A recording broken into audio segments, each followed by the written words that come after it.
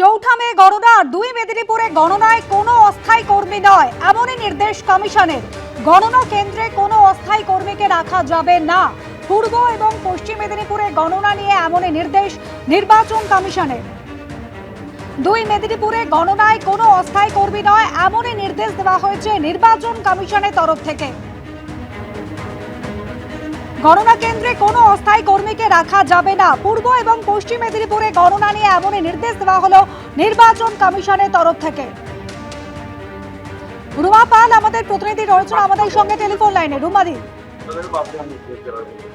দেখো, জানিয়ে রাখি যে কাউন্টিং ডের জন্য সমস্ত কন্ট্রাকচুয়াল কর্মীদের যে নেওয়া যাবে না, তাদের বাদ দিতে হবে, সেরকমটাই নির্দেশ দেওয়া হয়েছে এবং 2 মেদিনীপুরের ক্ষেত্রে।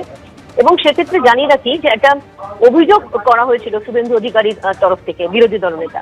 তিনি বলেছিলেন যে পিংলা এবং দাসপুরে সেখানে দেখা যাচ্ছে যে কন্ট্রাকচুয়াল এবং ক্যাজুয়াল এমপ্লয়িজ যারা রয়েছেন তাদেরকে কিন্তু কাউন্টিং ডিউটিতে দেওয়া হয়েছে, যেমন জীবিকা সেবক, সহায়কদের।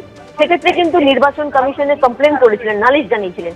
এবং তার পরিপ্রেক্ষিতে এখন যা খবর আসছে, 2 মেদিনীপুরে যারা যে সমস্ত কন্ট্রাকচুয়াল, যে সমস্ত কাউন্টিং ডের জন্য নেওয়া হয়েছে, তাদেরকে কিন্তু বাদ দেওয়ার নির্দেশ দেওয়া হয়েছে কমিশনের তরফ থেকে। ধন্যবাদ রুমা।